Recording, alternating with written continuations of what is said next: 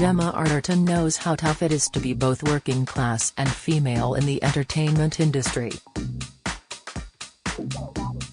She recalls how her Kent accent was once derided as common, and producers on one of her Hollywood films became so obsessed with her weight they insisted she be measured daily and videoed to prove she was exercising.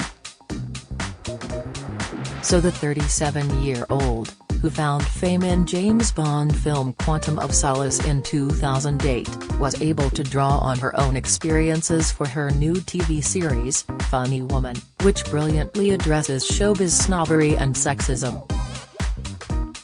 Now they celebrate the regional accent at drama school, but when I was there, nearly 20 years ago, it was all about learning how to speak posh, says Gemma, who attended RADA in London. That was what I was up against, you were common, so I chickened out and took on some other accent. There is a big degree of wish fulfillment, then, in her latest role, playing fictional working-class Blackpool beauty queen turned comic actress, Barbara Parker, in 1967. In real life there wasn't really anyone like her. In America, they had I Love Lucy and the Mary Tyler Moore Show, but we didn't have any women leading their own shows until the 1980s when Victoria Wood and Jennifer Saunders started coming through, says Gemma. Women were accessories in comedy. Comedy was particularly sexist. The roles that women had to do were the Benny Hill type or the carry-on sexualized parts. It was quite extraordinary for a woman to make it in comedy in the UK in the 1960s. When I was making this, I was thinking of the singers Marianne Faithfull and Cilla Black and what they experienced. The series is based on a 2014 novel, Funny Girl, by Nick Hornby, who was inspired partially by I Love Lucy and a documentary about Coronation Street actors and how they had struggled to succeed outside of the soap opera because of their accents. When she read the book, Gemma fell so in love with the character of Barbara, who works in a factory making Blackpool rock, that she tried to acquire the rights to make the series on her own. It turns out they had already been sold, but, thankfully, the script made its way to her anyway. I could hear Barbara's voice in my head, and then when I got sent the pilot episode it was amazing, she says. It felt quite serendipitous. Sometimes you get characters that you have an affinity with, and Barbara was one of them. It felt natural to play her and didn't feel like a massive stretch. It was such an iconic time for comedy, for culture, when this new wave of comedy started happening. More edgy working-class humor started to come through, and for a woman to be in that world was unusual at that time. There was this feeling that you can't be funny and attractive, which is an outdated notion now, especially in the last 10 years, but it wasn't for a very long time. Society puts women in boxes like that.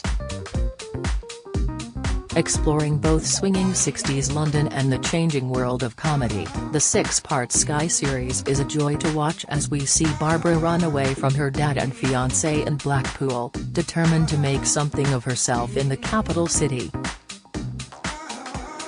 Barbara is told to change her name to Sophie Straw because it sounds classier and ensures men will think about rolling in the hay with her. Rupert Everett in a fat suit and with comb-over hair is her hilariously revolting agent Brian Debnam, not quite sure how to promote her. At one point she turns down an audition for the Carry On films, because she doesn't want everything to be about my knockers. Rejected for role after role, she then gatecrashes an audition for a show similar to The Goon Show, which she adores thanks to listening to the radio with her father. The plan is to use the same radio cast on the television.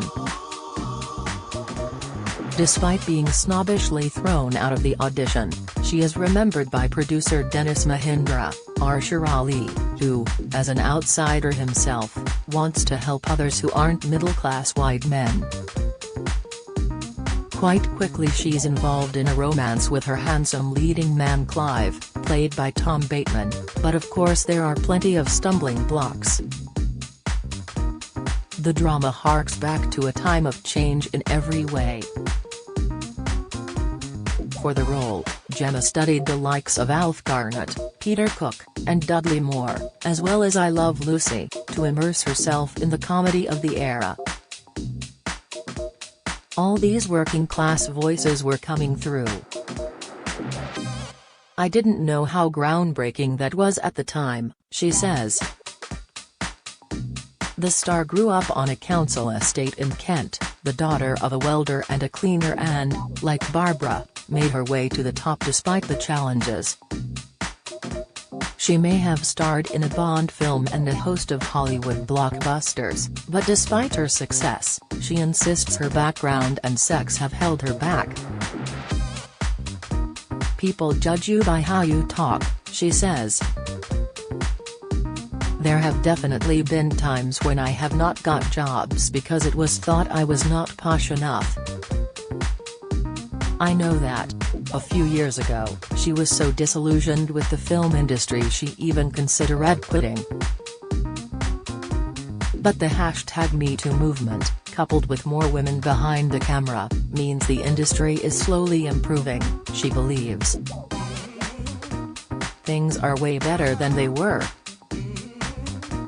But there is still an undercurrent of the things Barbara was up against because old-school people still work in this industry.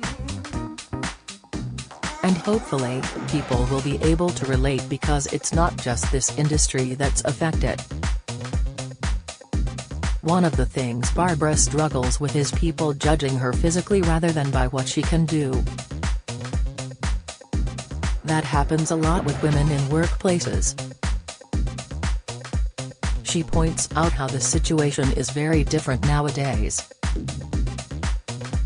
There are women in high positions and you can talk about problems, she adds. It's not taboo. Before, you didn't know whether you would be taken seriously. Gemma is not only the leading actress on the show, written by comedy writer Morwenna Banks, who drew on her own experiences of sexism in that world, but also one of its co-producers. She says the role allowed her to display her true self, someone who is funny and goofy. Barbara was a character that I feel like I've always wanted to play and there's a lot of stuff in there that I got to let out, says the star, who welcomed her first child, a boy, with her Irish actor husband Rory Keenan, in December. She admits, though, it's a role many fans will be surprised to see her take on. They think I play all these demure, strict people, but I'm not like that at all. I'm really, really silly. I love being funny and love making people laugh. The actress spent 2 weeks with a movement director to learn physical comedy, including clown skills. We did this workshop where I just wore a red nose and was finding my inner clown, she remembers. There are scenes in Funny Woman where I've put the metaphorical nose on. She also worked with a voice coach to perfect her Blackpool accent. He found this recording of these women from Blackpool chatting about random stuff and I listened to that religiously, she says. Barbara's roots are what define her, what make her special. At that time there weren't many actresses with regional accents. It is still only recently that regional accents have been accepted in British culture. It's a real part of what Barbara has to battle against. I guess it's class-related, too, and that's part of the show as well. Barbara is a pioneer, she's doing something different. In her own way, Gemma is doing something different too. Funny Woman starts on Wednesday on Sky Max and Now.